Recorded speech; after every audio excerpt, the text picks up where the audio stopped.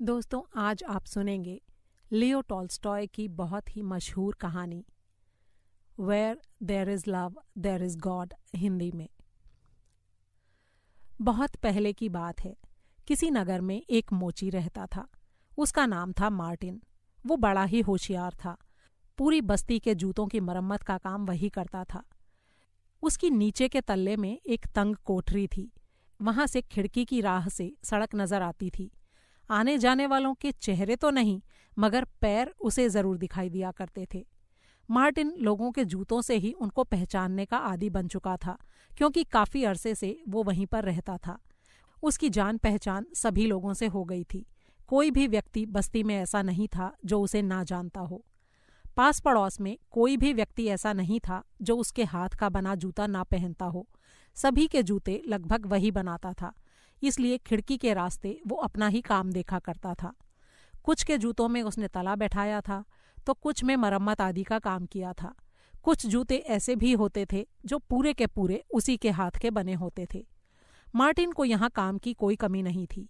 इसका एक कारण ये भी था कि वो पूरी लगन और ईमानदारी के साथ अपना काम करता था। उसका काम अच्छा भी बहुत होता था, जो लोगों को देखते ही पसंद आ जाता था। वो जूतों में माल भी अच्छा लगाता था और उसके दाम भी मुनासिब लेता था। सबसे बड़ी खूबी उसमें ये थी कि वो अपने वचन का एकदम पक्का था। जिस दिन की मांग होती, अगर उस दिन पूरा करके दे सकता तो काम को हाथ में लेता, वरना साफ इनकार कर देता कि वो इस समय नहीं दे पाएगा। कभी अपने वादे को वो झुठलाता नहीं था, इसीलिए वो आस पड़ोस में बड़ा मशहूर हो गया था और इसी कारण से हर समय व्यस्त भी रहता था। मार्टिन दिल का भी बड़ा नेक था। हर समय वो आत्मा की भलाई और ईश्वर की बातें ही सोचता रहता था। अपना निजी काम शुरू करने का वक्त आने से पहले ही, यानी जब वो दूसरों के यहाँ मजूरी पर काम किया करता था, तभी उसकी पत्नी का देहांत हो गया था। अपने पीछे वो एक 3 साल का बच्चा भी छोड़ गई थी। बच्चे और भी हुए थे, लेकिन बचपन में ही उनकी मृत्यु हो गई थी। अब मार्टिन का बस एक ही बच्चा था। पहले तो मार्टिन ने सोचा कि बच्चे को देहात में बहन के यहाँ भेज दूं। फिर बच्चे को अपने पास से हटाने का उसका मन नहीं हुआ, इसलिए मार्टिन ने वहां से नौकरी छोड़ दी और एक घर किराए पर लेकर बच्चे के साथ यहाँ रहने लगा और अपना काम करने लगा। लेकिन बच्चे का सुख शायद उसकी किस्मत में नहीं था। जब उसका लड़का 12 साल के करीब हुआ, तभी उसे तेज बुखार आया। ये बुखार 1 हफ्ते तक चलता रहा। लड़का काफी कमजोर हो गया और उसकी हालत गंभीर होती गई। 8वें दिन उसकी मृत्यु हो गई। मार्टिन ने बच्चे को दफना तो दिया, लेकिन उसके मन में ऐसा दुख समा गया कि वो बार बार भगवान को कोसने और उनसे शिकायत करने लगा, हे भगवान, मुझे भी उठा लो। तुम कैसे निर्दयी हो कि मेरा इकलौता नन्ही सी उम्र का प्यारा बच्चा, जो मेरी पत्नी की आखिरी निशानी था, उसको भी तुमने उठा लिया और मुझ बूढ़े को जिंदा छोड़ दिया। इस बात पर जैसे उसने हठ ठान कर परमात्मा को बिसार दिया। एक रोज उसी के गांव के एक बुजुर्ग, जो घर छोड़कर पिछले 8 साल से तीरथ तीरथ घूम रहे थे, यात्रा के मार्ग में मार्टिन के पास आए। मार्टिन को दुखी देखकर उन्होंने पूछा, क्या बात है मार्टिन, तुम इतने निराश क्यों लग रहे हो? मार्टिन ने सारा हाल उन्हें कह सुनाया। वो बोला, मुझे जीने की भी चाहत नहीं रह गई है। इस संसार से मेरा मन ऊब चुका है। बस भगवान करे मैं जल्दी से यहाँ से उठ जाऊं।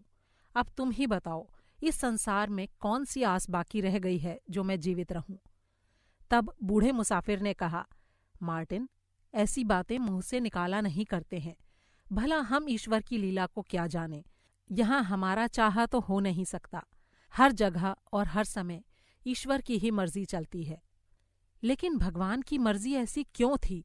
उसे भला मेरा बच्चा छीन लेने से क्या लाभ मिला? वृद्ध मुसाफिर ने कहा, ईश्वर की ऐसी ही मर्जी थी कि बच्चा उनके पास चला जाए और तुम उसके बिना जीवित रहो। उनकी इस बात में भी कोई ना कोई भलाई अवश्य होगी। और जो तुम निराशा भरी बातें करते हो, इसकी वजह यह है कि तुम बस अपने ही सुख के लिए रहना चाहते हो।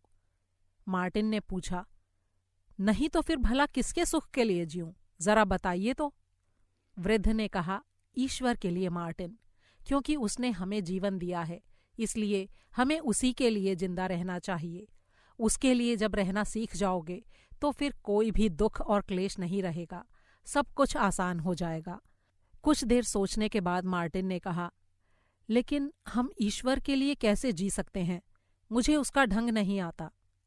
वृद्ध ने उत्तर दिया, तुम्हें इस बात का संत लोगों के जीवन से पता लग सकता है कि ईश्वर के लिए जीने की कीमत क्या है। अच्छा, जरा तुम मुझे ये बताओ कि तुम पढ़ना जानते हो ना? हाँ, जानता हूँ। तो फिर इंजील की पोथी ले आओ और उसे पढ़ो। सब कुछ उसके अंदर लिखा है। उससे तुम्हें पता लग जाएगा कि ईश्वर की मर्जी के मुताबिक रहना कैसा होता है। उसके ये वचन मार्टिन के मन में बस गए। वो उसी रोज बाजार गया और वहां से इंजील की पोथी ले आया। अब वो हर रोज उसे पढ़ने लगा। पहले तो उसने सोचा था कि उसे छुट्टी के दिन 7वें रोज ही पढ़ा करूंगा, लेकिन जब उसने उसे एक बार पढ़ा तो उसे अपना मन हल्का महसूस होने लगा, इसलिए वो अब रोज उसे पढ़ने लगा। कभी कभी तो वो पढ़ने में इतना मशगूल हो जाता कि लालटेन की बत्ती धीमी होकर अपने आप ही बुझ जाती, तब जाकर वो पोथी उसके हाथ से छूटती थी। वो जितना ज्यादा उस पोथी को पढ़ता, उसे साफ दिखाई देता कि ईश्वर की आदमी से क्या इच्छा है और आदमी को ईश्वरमय होकर किस प्रकार अपना जीवन बिताना चाहिए। बस उसी समय से मार्टिन की जिंदगी पूरी तरह बदल गई थी। पहले चाय पिया करता था, कभी कभी दारू भी पी लेता था, लोगों से झगड़ा भी कर लेता था, लेकिन अब ये सब बातें जाती रहीं। अब उसकी जिंदगी में शांति आ गई और वो बड़े आनंद से रहने लगा। सुबह सवेरे ही अपने काम पर बैठ जाता और दिन भर काम करने के बाद इंजील की पोथी खोलकर पढ़ने लगता। एक बार ऐसा हुआ कि वो संत ल्यूक की कहानी पढ़ रहा था। 6 अध्याय में उसने पढ़ा, जो तेरे एक गाल पर मारे तू दूसरा भी उसके आगे कर दे, जो कोट उतारना चाहे कुर्ता भी उसे सौंप दे, जो भी मांगे सबको दे, जो ले जाए उससे वापस कुछ न मांग, और जो तू चाहता है कि लोग तुझसे वैसा बर्ताव करें, वैसा ही तुझे भी उनके साथ करना चाहिए। फिर उसने वो प्रसंग पढ़ा जहाँ ईसा मसीह कहते हैं, तुम प्रभु प्रभु तो मुझे कहते हो, मगर ऐसा कहा करते नहीं हो। जो मेरे पास आता है, मेरा कहा सुनता है और सुना करता है, वो उस आदमी के समान होता है जिसने गहरे खोद अपने मकान की नींव चट्टान पर जमाई है। बाढ़ आई और लहरें टकरा टकरा कर हार गईं, पर मकान नहीं हिला, क्योंकि नींव चट्टान पर खड़ी थी। लेकिन वो जो सुनता है लेकिन करता नहीं, वो उस आदमी के समान है जिसने मकान धरती पर खड़ा किया और बुनियाद नहीं दी। पानी की बाढ़ आई और मकान ढह पड़ा, उसका सब कुछ डूब गया, कुछ भी शेष नहीं रहा। जब मार्टिन ने ये शब्द पढ़े तो उसका दिल गदगद हो उठा। आंखों से ऐनक उतारकर उसने पोथी पर रख दी। फिर माथे पर उंगली रखकर वो अपने आप से ही पूछने लगा, मेरा मकान चट्टान पर है कि रेत पर खड़ा है? चट्टान पर तो सही है, लेकिन यहाँ अकेले में बैठे तो सब सही मालूम होता है, जैसे मैं ईश्वर की मर्जी के मुताबिक ही चल रहा हूँ। लेकिन आंख झपकी नहीं कि मन में विकार हो जाता है। फिर भी मुझे कोशिश नहीं छोड़नी चाहिए। ये सब सोचकर वो सोने चला गया, मगर उससे पोथी छूटती ही नहीं थी, इसलिए वो फिर से 7वां अध्याय देखने लगा। फिर उसने पढ़ना आरंभ किया। वहाँ जहाँ की 100 बरस का बूढ़ा प्रभु के पास आता है और विधवा के पुत्र का जिक्र है और संत जॉन के शिष्य लोग मिलते हैं। फिर वो स्थल कि जहाँ एक पापिनी आंसुओं से उनके चरण पखारती है और अपने केशों से उन्हें पोंछती है। उस वक्त प्रभु उसका पक्ष लेते और उसे आशीष देते हैं। पुस्तक का 40वां बंध आया तो मार्टिन ने उसे पढ़ना आरंभ किया। तब प्रभु उस स्त्री की तरफ देखकर साइमन से बोले, इस स्त्री को देखो, मैं तुम्हारे घर मेहमान हूँ, मगर तुमने मेरे पैरों पर पानी नहीं दिया। ये है कि इसने अपने आंसुओं से मेरे पैर धोए हैं और अपने केशों से उन्हें पोंछती है। तुम मुझसे बचे हो और जब से मैं आया हूँ ये मेरे पैरों को ही चूमती रही है। तुमने मेरे सिर पर भी तेल नहीं दिया, और ये है कि मेरे पाँवों को स्नेह से भिगोती है। इन शब्दों को पढ़ते पढ़ते मार्टिन सोचने लगा, उसने पैरों पर पानी नहीं दिया, उन्हें छूने से बचा, सिर को तेल नहीं दिया। ये आदमी जरूर मेरी ही तरह का रहा होगा, अपने ही अपने बारे में सोचता होगा। किसी प्रकार स्वयं अच्छा खा लेना और आराम से रह लेना, बस अपनी ही सोच, मेहमान की जरा भी चिंता नहीं। और मेहमान भी कौन? खुद भगवान, अगर कहीं भगवान मेरे यहाँ पधार जाएं, तो क्या मैं भी वैसा ही नहीं करूँगा? उस वक्त मार्टिन अपनी दोनों बाहें चौकी पर रखकर उन पर अपना सिर टिकाकर बैठ गया। वो काफी देर ऐसे ही बैठा रहा। उसे पता ही नहीं चला कब उसे नींद आ गई। तभी जैसे बिल्कुल किसी ने उसके कान के करीब आकर बड़े ही सूक्ष्म स्वर में कहा, मार्टिन। मार्टिन मानो नींद से उठकर बैठ गया। चौंक कर बोला, कौन है? मगर कोई जवाब नहीं मिला। उसने दरवाजे से बाहर झांक कर देखा, लेकिन कोई भी नहीं था। वो आकर फिर से बिस्तर पर बैठ गया। उसे फिर से वही आवाज सुनाई पड़ी, मार्टिन, तुम कल अपनी गली में ध्यान रखना। मैं कल वहां अवश्य आऊंगा। मेरी प्रतीक्षा करना। मार्टिन चौंक कर खड़ा हो गया और आंखें मलने लगा। उसे समझ नहीं आ रहा था कि ये शब्द उसने जागते हुए सुने हैं या सपने में। काफी देर तक वो इसी बात पर विचार करता रहा। जब कुछ समझ नहीं आया तो वो सोने चला गया। अगले दिन उजाला होने से पहले ही वो जाग गया और भजन प्रार्थना करने लगा। फिर अंगीठी सुलगाकर उसने उस पर खाना पकने के लिए चढ़ा दिया। फिर खिड़की के तले आकर अपना काम करना शुरू किया। अचानक काम करते करते उसे फिर वही रात की बात याद आ गई। कभी उसे लगता कि ये एक सपना था, कभी महसूस होता कि वो सपना नहीं था, हकीकत था। अब काम करते करते उसकी निगाहें रह रहकर सड़क की तरफ उठ जातीं, जैसे किसी के आने की प्रतीक्षा कर रहा हो। उसका मन पूरी तरह से काम में नहीं लग रहा था। वो बार बार उसी बात के बारे में सोच रहा था और ईश्वर के आने का इंतजार कर रहा था। अगर अनजाने जूते गली में चलते हुए देखता तो जल्दी से झांकता कि कहीं ये ईश्वर तो नहीं। देखते देखते उसी तरह काफी समय गुजर गया, लेकिन ईश्वर का कहीं पता नहीं था। कुछ देर बाद एक झल्ली वाला अपने नए चमचमाते जूतों में उधर से गुजरा। उसके बाद आया एक कहार और उसके बाद एक बूढ़ा व्यक्ति। उस बूढ़े के हाथ में एक फावड़ा था। जूते देखकर मार्टिन उसे तुरंत पहचान गया। उसका नाम था स्टेपानिच।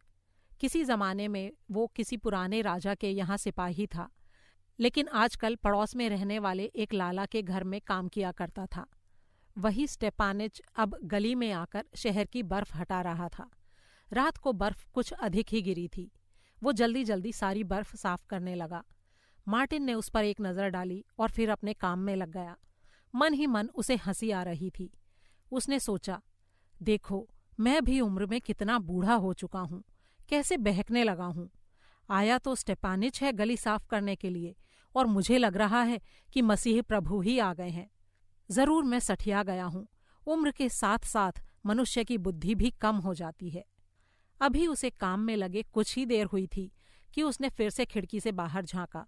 उसने देखा कि फावड़े को सड़क पर टेक कर दीवार का सहारा लेकर स्टेपानिच या तो सुस्ता रहा है या गर्म होने के लिए लंबी लंबी सांसें ले रहा है।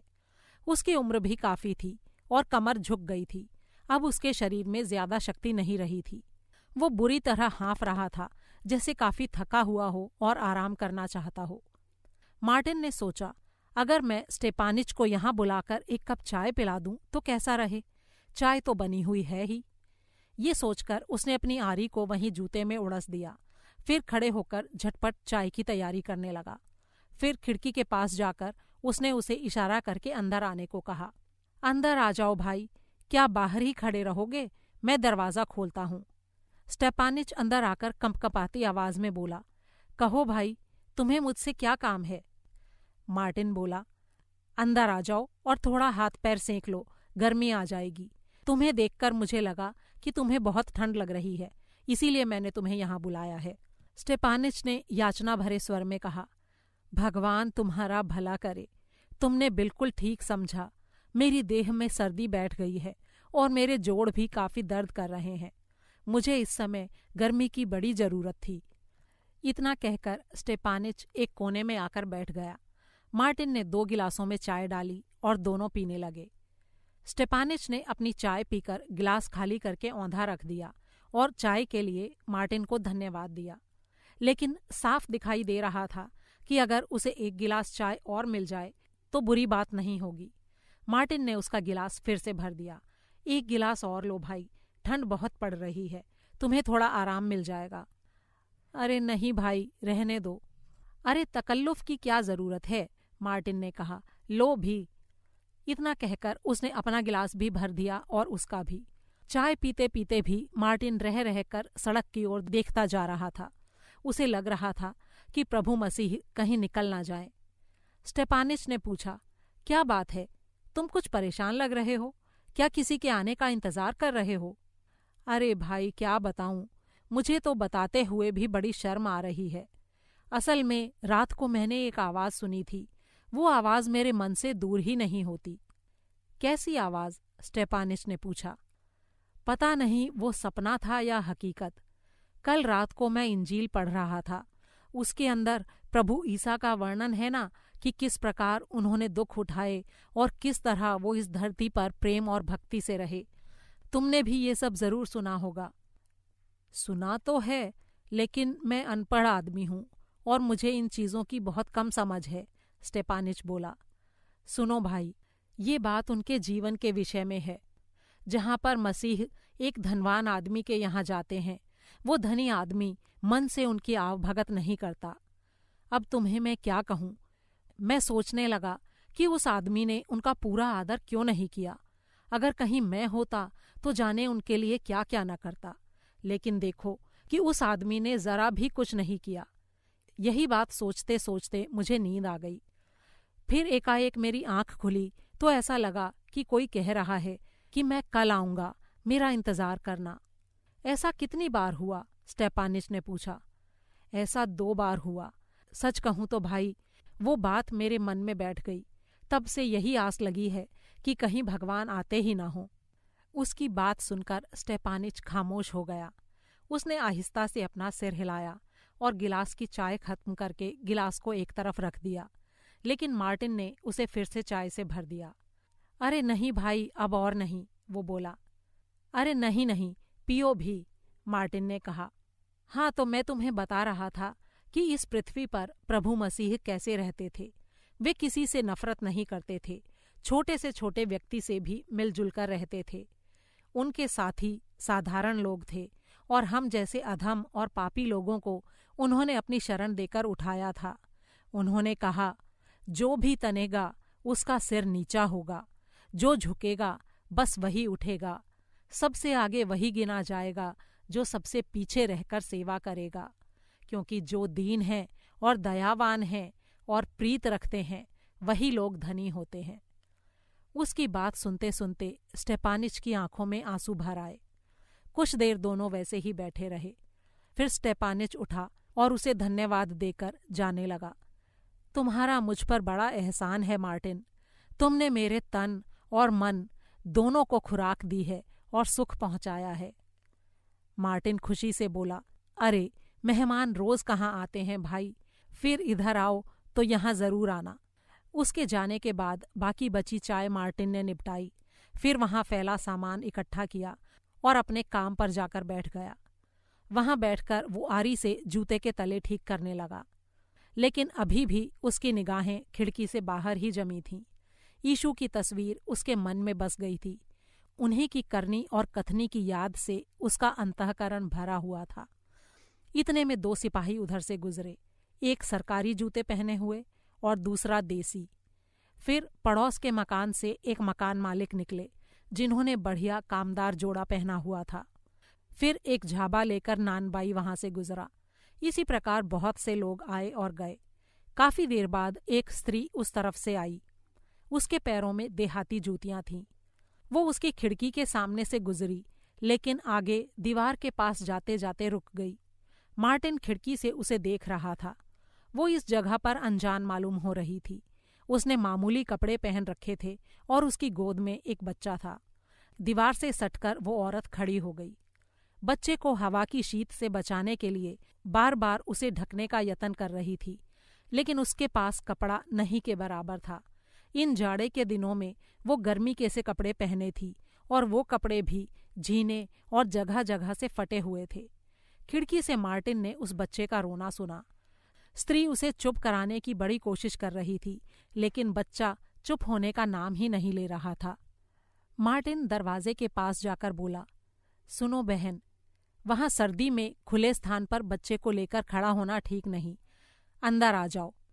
स्त्री बड़े आश्चर्य से उसे देखने लगी। वो सोच रही थी कि एक बूढ़ा आदमी नाक पर ऐनक चढ़ाए उसे इस प्रकार क्यों बुला रहा है। अरे सोच क्या रही हो, बच्चे को लेकर अंदर आ जाओ, इसे ठंड से कुछ राहत मिल जाएगी, मार्टिन फिर से बोला। इस बार स्त्री हिचकते हुए अंदर आ गई। कमरे में पहुंचकर मार्टिन ने इशारे से कहा, उधर चारपाई है, वहां जाकर बैठ जाओ, आग जल रही है, जरा गरमा लो और बच्चे को भी दूध पिला दो, वो चुप हो जाएगा। मेरे पास भला दूध कहाँ है, सुबह से मैंने भी कुछ नहीं खाया है। मार्टिन अपना सिर खुजलाने लगा। फिर कुछ सोचकर उसने एक तश्तरी ली और उसमें कुछ रोटियां रखीं।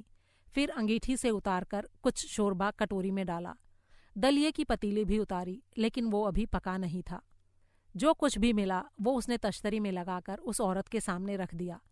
लो, बैठ जाओ और खाना शुरू करो, बच्चे को मुझे दे दो। स्त्री बैठकर खाना खाने लगी। मार्टिन ने उसकी गोद से बच्चे को ले लिया और उसे तरह तरह से बहलाने लगा। थोड़ी ही देर में बच्चा खुश होकर हंसने लगा। वो औरत चुपचाप बैठी खाना खा रही थी और साथ ही उसे बता रही थी कि वो कौन है और ऐसी हालत में क्यों है। उसने बताया, मेरे आदमी की सिपाही की नौकरी थी, कोई 8 महीने हो गए, पता नहीं उन्हें कहाँ भेज दिया गया। तब से उनकी कोई खबर मुझे नहीं मिली। उसके बाद मैंने एक घर में रोटी पकाने की नौकरी कर ली, लेकिन जब ये बालक होने को हुआ तो उन्होंने मुझे काम से हटा दिया। अब मैं 3 महीने से भटक रही हूँ कि कहीं नौकरी मिल जाए तो रोटी का जुगाड़ हो जाए। जो कुछ भी मेरे पास था वो सब बेच चुकी हूँ। अब मेरे पास एक फूटी कौड़ी भी नहीं है। मैं यहाँ पर एक ललाइन की बात सुनकर आई थी। हमारे गांव की एक औरत उनके यहाँ नौकरानी है। उन्होंने मुझे रखने को कहा। मैं समझ रही थी कि सब कुछ ठीक ठाक है, मगर वहाँ गई तो उन्होंने कहा कि अगले हफ्ते तक हमें फुर्सत नहीं है, फिर आना। वो जगह काफ़ी दूर थी और आते जाते मैं हिम्मत हार गई। बच्चा बेचारा भूखा है, देखो कैसी आंखें हो गई हैं। किस्मत की बात है कि वो तो मकान की मालकिन बड़ी दयालु है, भाड़ा नहीं लेती, वरना मेरा तो कोई और ठौर ठिकाना भी नहीं होता। मार्टिन ने सारी बात सुनकर एक लंबी सांस खींची। फिर उसने पूछा, तुम्हारे पास इस सर्दी से बचने के लिए कोई गर्म कपड़े हैं या नहीं? गर्म कपड़ा कहाँ से आएगा, अभी कल ही 6 आने में अपनी चादर गिरवी रख चुकी हूँ, औरत ने बताया। इतना कहकर उसने अपने बच्चे को गोद में उठा लिया। मार्टिन खड़ा हो गया और अपने कपड़ों में खोजने लगा। आखिर एक बड़ा गर्म चोगा उसने निकाला और बोला, ये लो, चीज़ तो फटी पुरानी है, मगर बच्चे के कुछ काम तो आ ही जाएगी। स्त्री ने उस चोगे को देखा और उसे हाथ में लेकर रोने लगी। मार्टिन ने चारपाई के नीचे से झुककर वहां से एक छोटा सा बक्सा निकाला। उसमें इधर उधर कुछ खोजा और उसे फिर से नीचे सरकाकर बैठ गया। स्त्री ने कहा, भगवान तुम्हारा भला करे बाबा, सचमुच मुझे यहाँ ईश्वर ने ही भेजा है, नहीं तो बच्चा ठिठुर कर मर चुका होता। जब मैं घर से चली तब सर्दी इतनी नहीं थी, अब तो कितनी गजब की ठंडी हवा चल रही है। जरूर ये ईश्वर की ही करनी है कि तुमने खिड़की से बाहर झांका और मुझ गरीब औरत पर दया की। मार्टिन के चेहरे पर मुस्कुराहट तैर गई। वो बोला, ये बात बिल्कुल सच है, उसी ने आज मुझे इधर देखने को कहा था।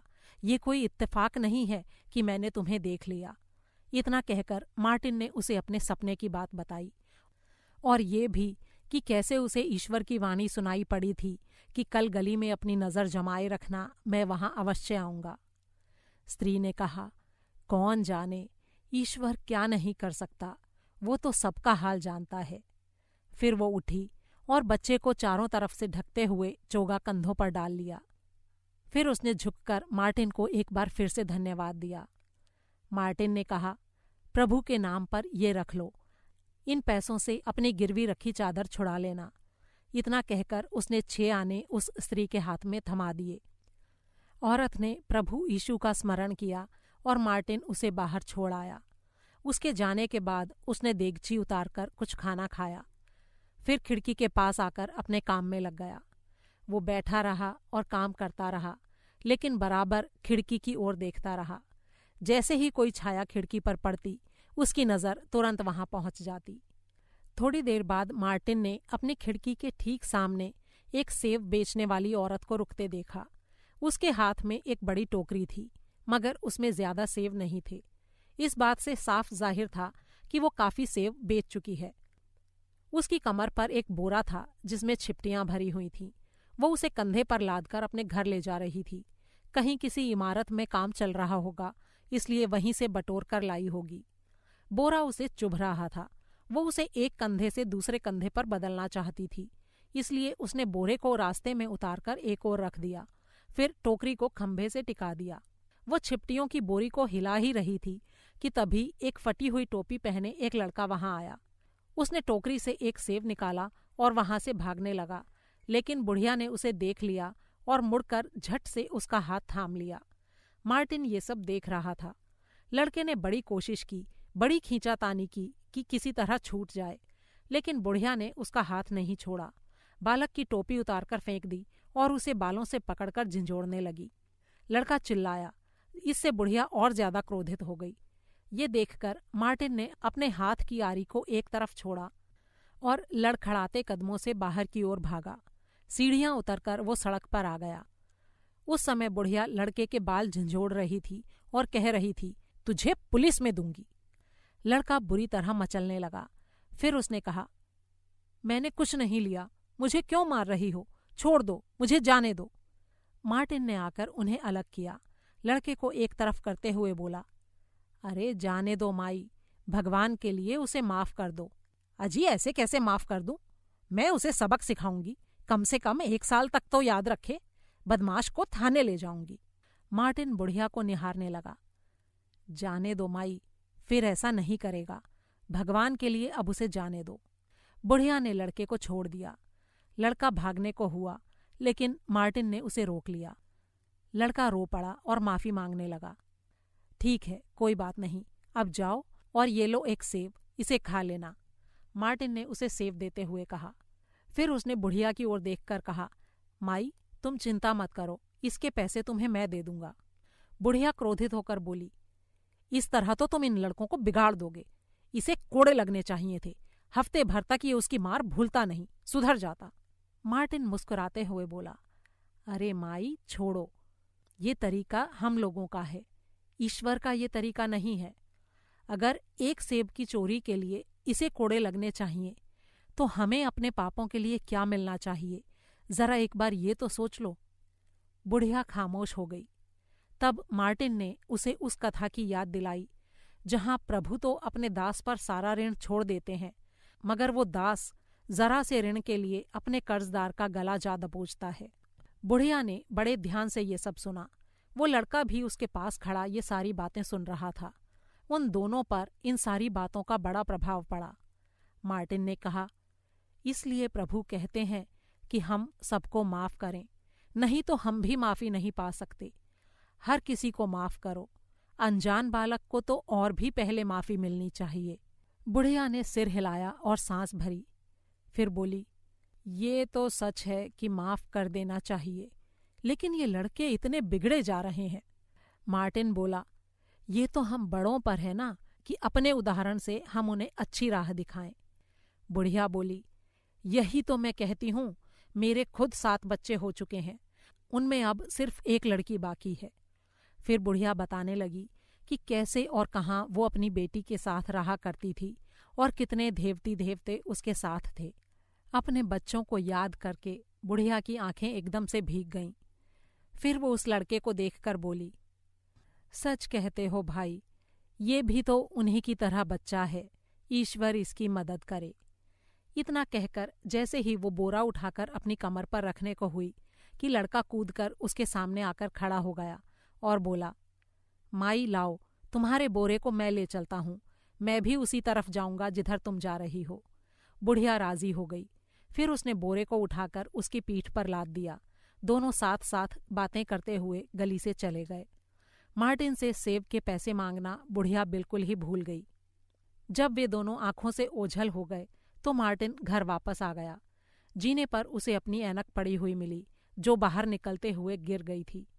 उसने उसे उठाया और आरी हाथ में लेकर फिर से काम पर बैठ गया। थोड़ा सा ही काम किया था कि चमड़े के सुराखों से सुआ निकालना उसकी आंखों को मुश्किल जान पड़ा। तभी बाहर क्या देखता है कि लैंप वाला गली के लैंप जलाने के लिए वहां से निकल रहा है। तब उसे ध्यान आया, संध्या की रोशनी जलाने का समय हो गया है। उसने भी अपना लैंप ठीक किया, उसे टांगा और फिर अपने काम पर बैठ गया। एक जूता उसने पूरा कर लिया, फिर अदल बदल कर उसे जांचने लगा। अब सब ठीक था। फिर उसने अपने औजारों को समेटा, कटनी छटनी को बुहारा और मोम, धागे और सब चीज़ों को ठीक ठाक करके रख दिया। फिर उसने लैंप उतारकर मेज़ पर रखा और आले से अपनी इंजील की पोथी ले ली। वो चाहता था कि उसे वहीं से खोले जहाँ पहले दिन निशान लगाकर छोड़ा था, लेकिन किताब दूसरी जगह से खुल गई। उसे खोलते ही कल वाला सपना फिर से मार्टिन के सामने आ गया। साथ ही उसे पैरों की आहट सी सुनाई दी, मानो कोई उसके पीछे चल रहा हो। मार्टिन तेजी से मुड़ा। उसे लगा जैसे अंधेरे कोने में कई आदमी खड़े हैं, लेकिन वो पहचान नहीं सका कि कौन है। उसी समय एक आवाज़ फुसफुसाकर उसके कान में बोली, मार्टिन, मार्टिन, क्या तुम मुझे नहीं पहचानते हो? कौन हो तुम? वो संदेह भरे स्वर में बोला। ये मैं हूँ, आवाज़ ने कहा। कहने के साथ ही स्टेपानिच कोने से निकलकर आगे आकर खड़ा हो गया। वो मुस्कुराया और फिर बादल की तरह अंतर्ध्यान हो गया। फिर आवाज़ आई, और ये मैं। और फिर वो स्त्री गोद में बच्चा लिए आगे आई। मुस्कुराते हुए वो मार्टिन को देख रही थी। उसकी गोद में उसका बच्चा था। फिर दोनों उसके सामने से अंतर्ध्यान हो गए। इस पर मार्टिन का दिल आनंद से भर उठा। उसने प्रभु का स्मरण किया, ऐनक आंखों पर रखी और ठीक जहाँ इंजील खुली थी उसे पढ़ने लगा। पन्ने पर लिखा था, मैं भूखा था, तूने मुझे खाना दिया। मैं प्यासा था, तूने मुझे पानी दिया। मैं अजनबी था, तूने मुझे ग्रहण किया। इन लोगों में से एक के लिए, अदना से अदना के लिए जो तूने किया वो मुझको किया समझ, जो दिया वो मुझे पहुंचा समझ। उस वक्त मार्टिन को ये प्रत्यक्ष एहसास हुआ कि उसका सपना वास्तव में सच्चा हुआ है। उसको महसूस हुआ कि रक्षक प्रभु सचमुच ही उसके घर पर पधारे थे और उन्होंने आतिथ्य पाया था। दोस्तों, ये कहानी आपको कैसी लगी, इसके बारे में अपनी राय कमेंट बॉक्स में मेरे साथ शेयर ज़रूर करें। एक और नायाब कहानी के साथ जल्द ही आपसे फिर मुलाकात होगी। तब तक के लिए अलविदा।